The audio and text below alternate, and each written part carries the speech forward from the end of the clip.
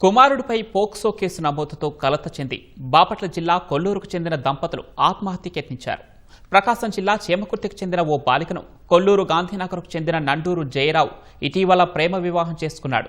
బాలిక తల్లిదండ్రుల ఫిర్యాదుతో యువకుడిపై చేమకుర్తి పోలీస్ స్టేషన్లో కేసు నమోదు చేశారు.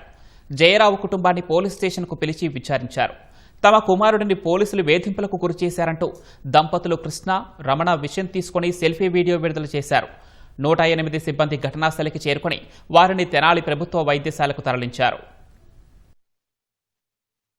నేనేం చేయలేదు తప్పనే మాట, కానీ అమ్మాయి వచ్చి అత్తయ్య నాకు భావం చేసుకుంటానని అడిగితే సరే ఇంట్లో పిల్లగా అనుకున్నాం. ఇంట్లో పిల్ల అనుకుంటే మమ్మల్ని మోసం చేసిందయ్యా. అక్కడికి వెళ్ళి మా మీదే వాళ్ళ అమ్మోళ్ళు ఉంటుండి కేసు పెట్టింది సార్. సీమకుర్తి స్టేషన్లో మమ్మల్ని 20 రోజులు నిలబెట్టారు సార్. పిల్లల్ని తీసుకురామని సిఐ గారు అప్పు చెప్పమంటే తీసుకెళ్లి సీమకుర్తిలో అప్పు చెప్పొచ్చినా కానీ మమ్మల్ని మా నలుగురి మీద పెట్టింది.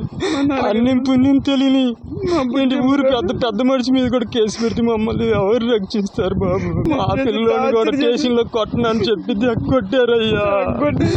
అది పాత కక్షలుండి మమ్మల్ని ఇంత చిత్రహింసలు పెడుతున్నారు బాబు. ఎటుపోయినా న్యాయం దొరకట్లేదు.